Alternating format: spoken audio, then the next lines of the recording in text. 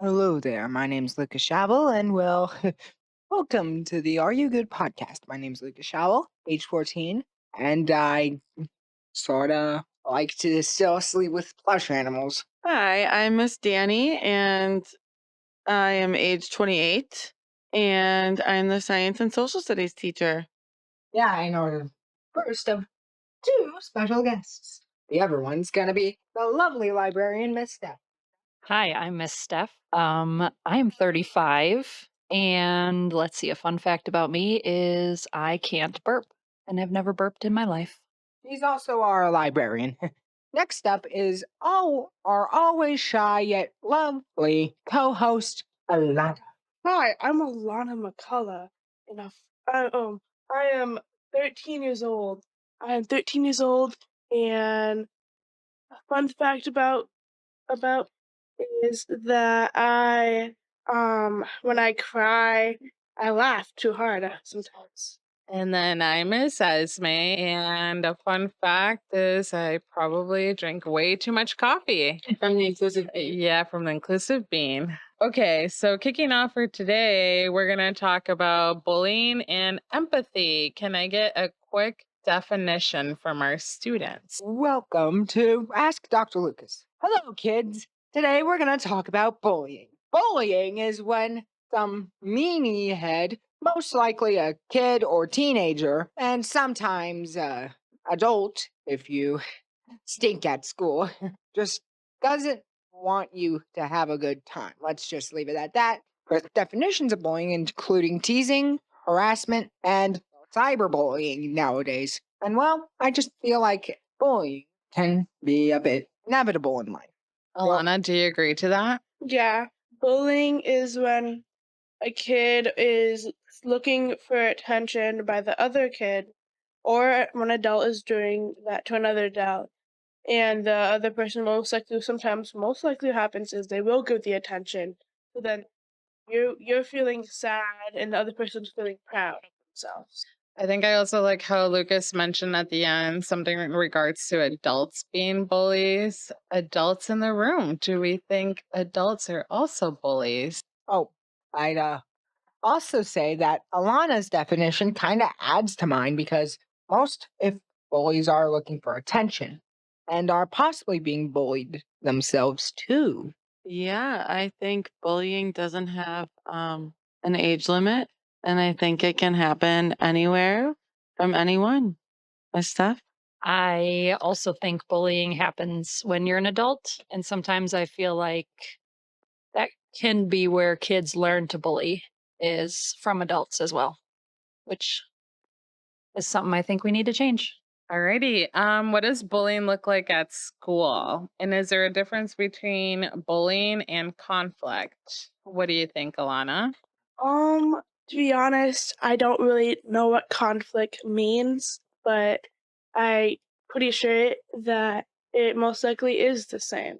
Just one of them is probably more harmful. Yeah, It's your own opinion. I don't Uh, know. can I give what conflict is for Alana? Conflict is basically anything that goes against what you're trying to do. Anything and everything you're trying to do.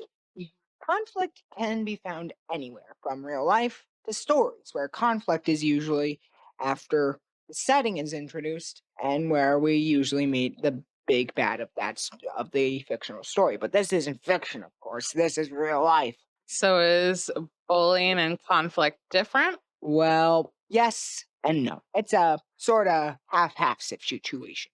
On the one hand, bullying is indeed a conflict, but it can be a good learning experience too. That sooner or later you have to try and not be bad for once. Don't be the bully. And it's what we're going to be setting up for the end.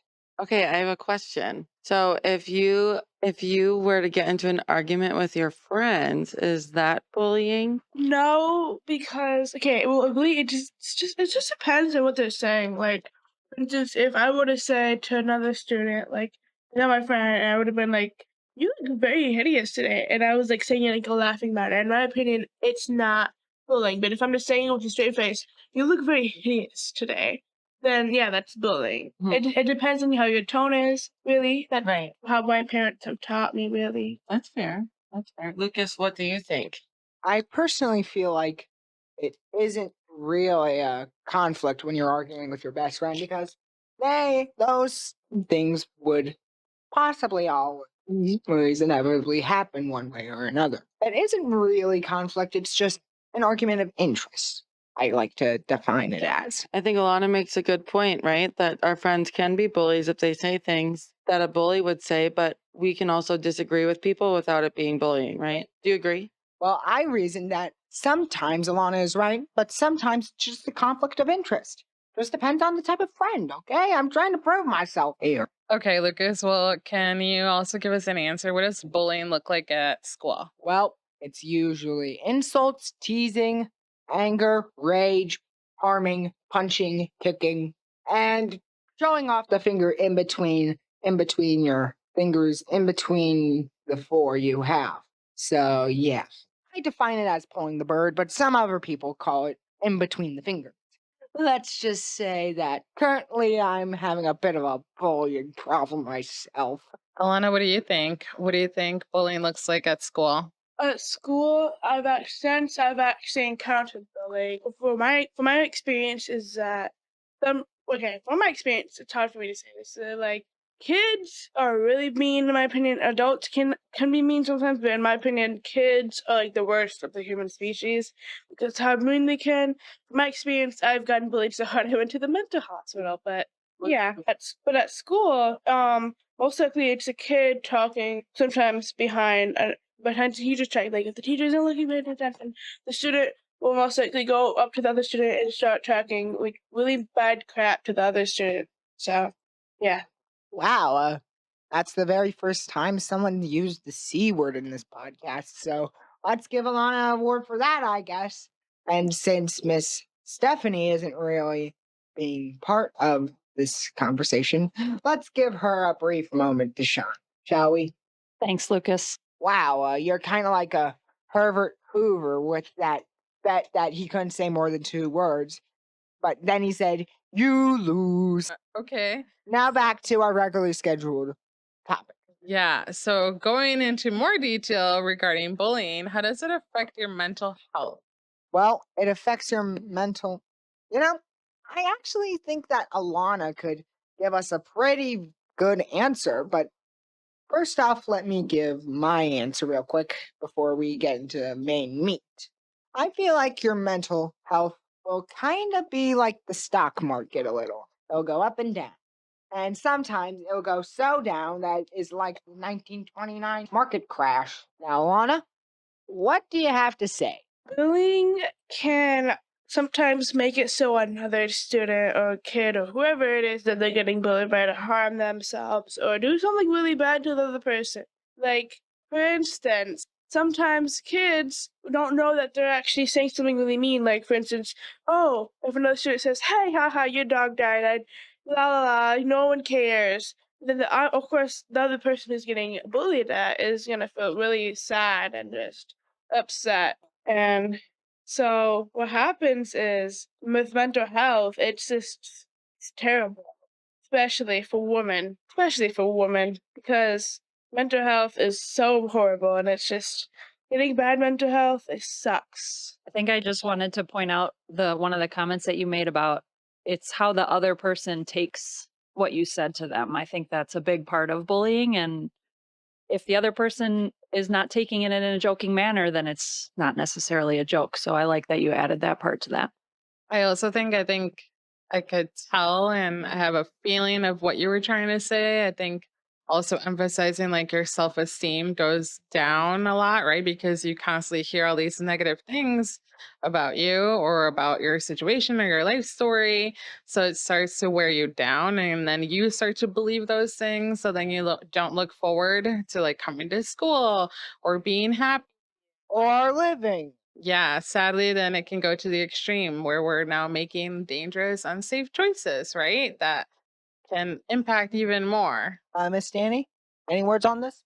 I think another point you made, Alana, that was really good was that sometimes people don't know what they're saying is hurtful. I know Miss Steph just was talking on that too, but that's why you have to speak up for yourself or maybe for somebody else if they can't, and check in to see if people are okay, right? You have to um, be accountable for your words, and you want to make sure that everyone around you is doing as best as they can, so what I'm looking for, advocating for yourself and your friends. I have another question for the adults. Have you guys ever been bullied when you were growing up? Well, one time when I was a little bit escalated and was relaxing in what I like to call the relaxation room, some people call it level one, I shared my woes with Miss Esme, and well, she actually gave a pretty good story from her middle school years. Take it away, Esme, in the gym story. Oh yeah, back in the day in middle school, I feel like I always was like an outcast in the sense of not really being social with people. So I think I always took things a little bit more personal. And in gym class, obviously it wasn't perfect. Like I'm not competitive and that's not my thing. But I would do it and participate, but I obviously sucked. And I remember we were playing like baseball and this kid was really like, I think too much into the game and just saying hurtful things that doesn't make you feel good when I was just trying my best and I had nothing to do with him or we weren't even friends. So that's my experience with bullies. What about you, Danny or Steph? Miss Steph, care to comment? Yes. My experience with bullying is mostly like how tall I was as a kid because I was always taller than everyone else and everyone would make comments on it. So I started to hate how tall I was and I didn't like it. I didn't want to be tall. And now I've kind of embraced it because, you grow older and you start to like more things about yourself and you ignore the things that other people say because they don't matter as much. But that's my experience with bullying. Danny? Mine kind of went the cyberbullying route. So I know I shared with my homeroom, we did a whole little unit on cyberbullying, and it definitely was like a new for its time, I guess.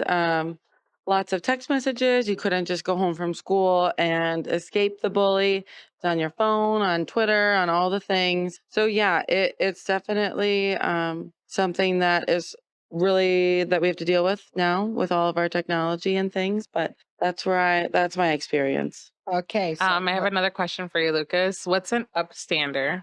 you know, that actually is a word I haven't really read, known, or anything. Upstander?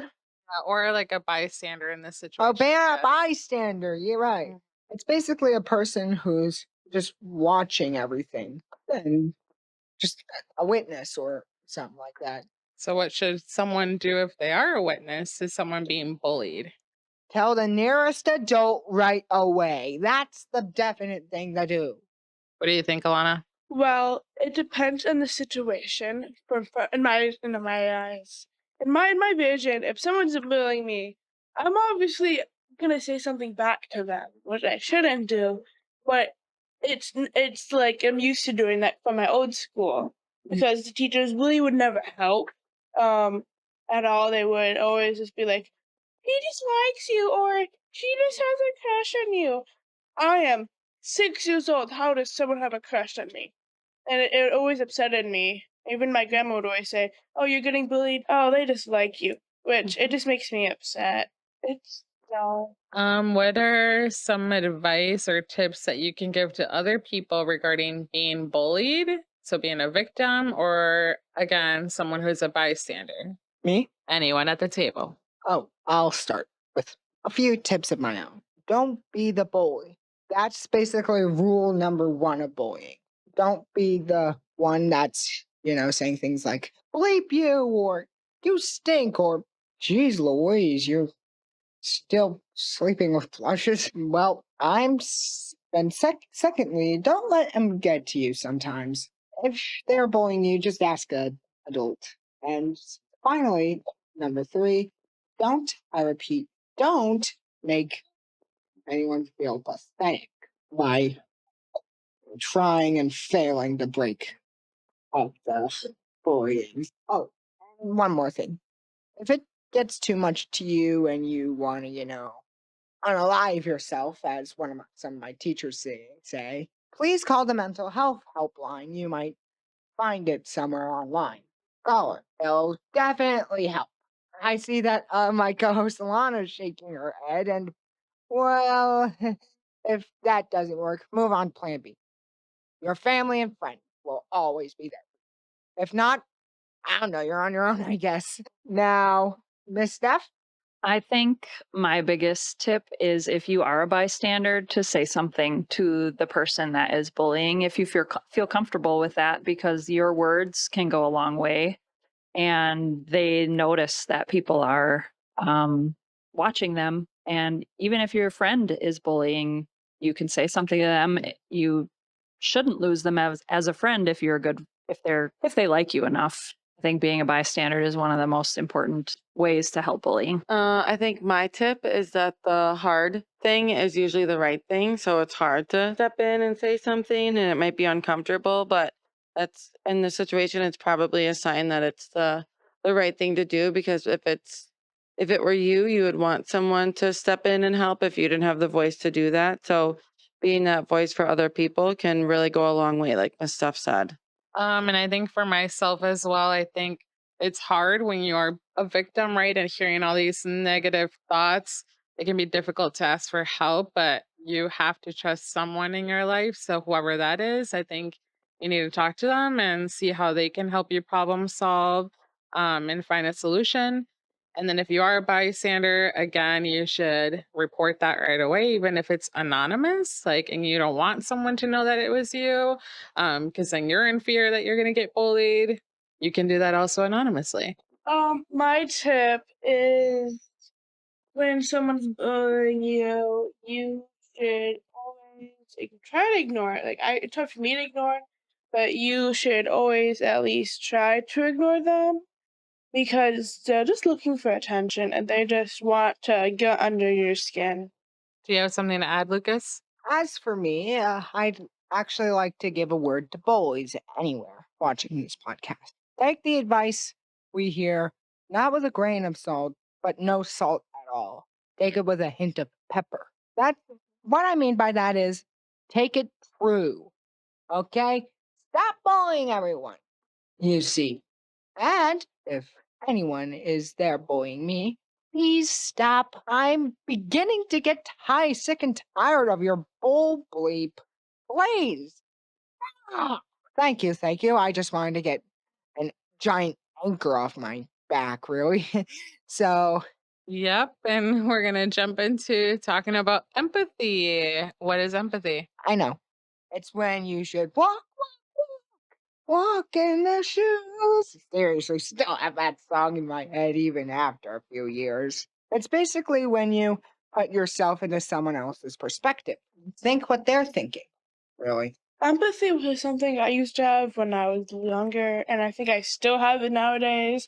But it's where you are feel like how the other person feels, like when they're upset and you want to help them. Like I've helped a lot of kids at this school, and or at least I try to. And it's like you don't know what's ever going on in that them with that home. Like you don't know what's going on with that home. You don't know if something happened or something bad happened. You don't know. But what happens is you want to step into this, just like Lucas said, and you want to see how they're feeling so you can kind of try to connect to them and try helping them calm down. Now, empathy is what I like to call basically the opposite equivalent of bullying. In fact, it's basically the main thing that's keeping bullying down from a worldwide nuisance to just an individual problem.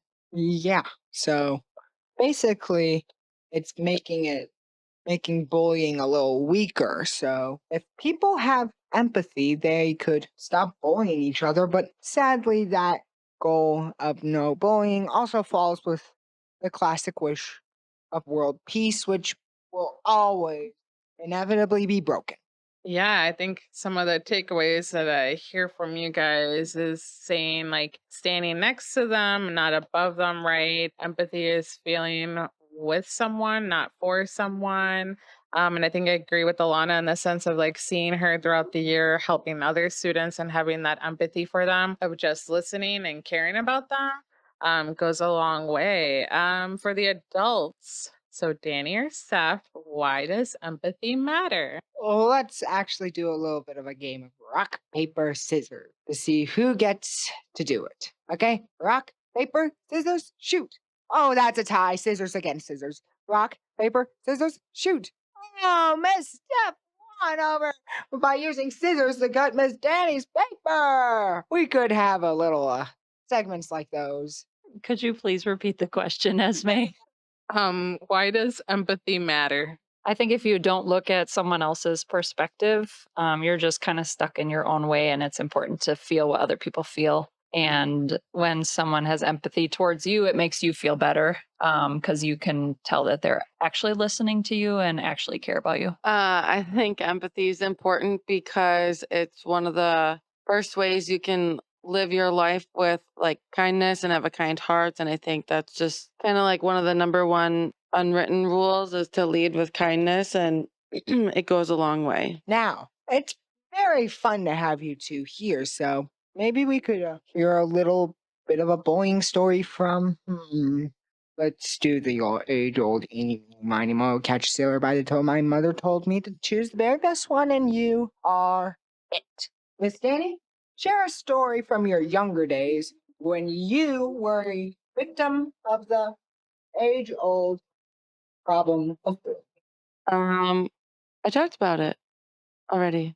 Remember? Oh, I talked about the cyberbullying. Oh, yeah, right. Yeah. Yeah. How about I think based on their answers they just gave us on empathy too, I think they brought up like why it really matters on building that trust, like deepening your connections with people, making them feel heard and seen and valued. There's a quote on here that says it's like emotional Wi-Fi. It's invisible but essential. What does that mean, Lucas? Well, Emotional Wi-Fi. Well, it's basically your mental health, really. It's basically how well you're performing. 5 bars means you're at peak performance, and 0 bars and being offline means you want to end your life sooner than you want it to be. Again, please call the mental health helpline to get help, or maybe talk to your friends or family. Yeah. How does that relate to empathy? Empathy can help it go up a bit. It's basically the tech company when a power outage occurs and knocks out your Wi-Fi. So I get called a people pleaser. I know that's probably off topic, but I get called a people pleaser a lot by my parents because I worry about other people who are going through a lot of stuff way too much, and I worry about my own mental health sometimes, which isn't good for me because then my mental health is getting crazy, and I'm just getting crazy, and I'm not having good days, and it's just really hard for me to have good days. I'm still a people pleaser. I worry about way too much of other people than I worry about myself, which it's hard for me not to. It's hard for me to worry about myself. Alana, I also kind of heard that. Never mind, it's a bit too out of topic and a little too dark. But we've learned a valuable lesson here today, folks. Not bullying. Basically, if you're being bullied, just speak to an adult or help someone else who is already being bullied.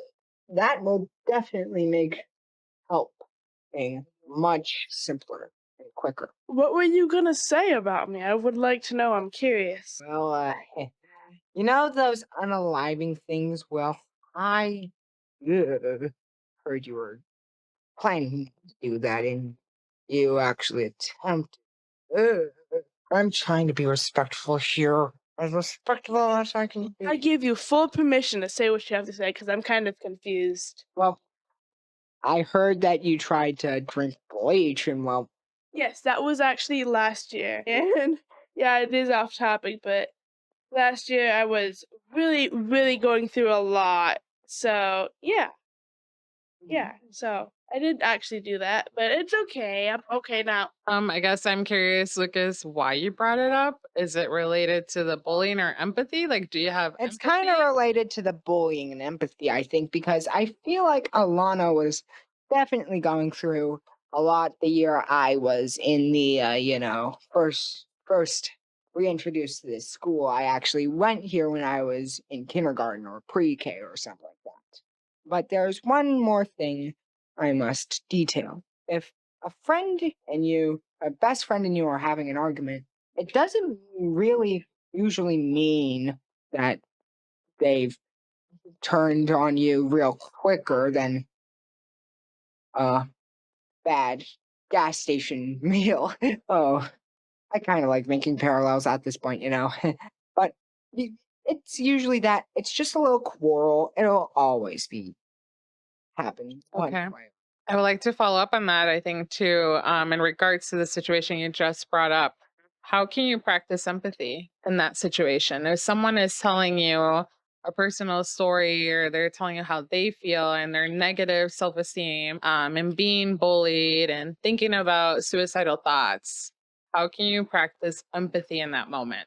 One word: hearing. Don't blabber or mouth yourself. Just hear. Open your ears and close your mouth. We were designed with 2 ears in mind, not 2 mouths. Thank you very much. What does the hearing do? It lets you absorb ideas on how to make things a little better. So once you hear, what can you do? You could give tips on how to make things a little better, or you can always do the tried and true method of asking an adult. And well, I feel like that's the best thing that you could do, the best possible thing. Yeah, I think in that situation, Ask a trusted adult. yep. I think on here too, it states like listen to understand. And I think that was the number one thing that you just said, right? Like don't talk, listen, allow them to speak their mind and allowing them to vent.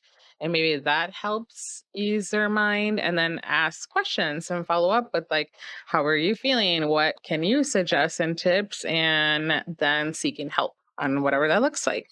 Miss Esme, I feel like we're actually about to run out of time here because, fun fact, we're actually recording this the second to last day before school and on the day of analysis drill.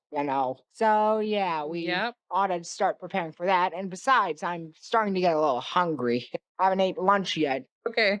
What are our closing messages for this episode on empathy and bullying? Sorry. Well, Say one last thing and then we're gonna wrap it up.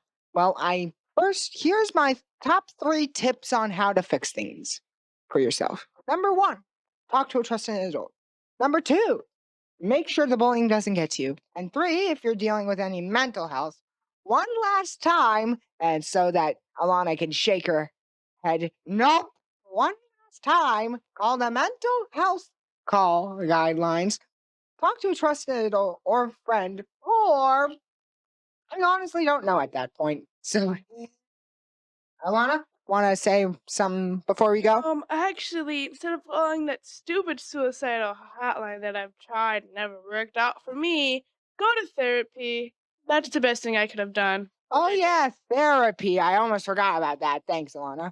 I'm going to give my closing thought first before I say goodbye. I think just finding someone you trust is very important. So you have someone to talk to because it can help you through things that you maybe can't get through on your own. This has been Miss Stephanie. Thanks, Lucas. I think my final thought is to be brave. If you see someone being bullied, to be brave and stand up for them and advocate for them to use their voice or be their voice if they can't. And then if you're being bullied, be brave and stand up for yourself. Well, thanks, Miss Danny. And well, this has been our guest stars, Alana, Miss Danny, Miss Stephanie, and now. Before we go, if you liked this, follow us. We have more episodes on the way, as well as a secret project in the works between me and Esme. Yep. This has been Lucas Schabel, Alana, Miss Danny, Miss Stephanie, and Miss Esme signing out.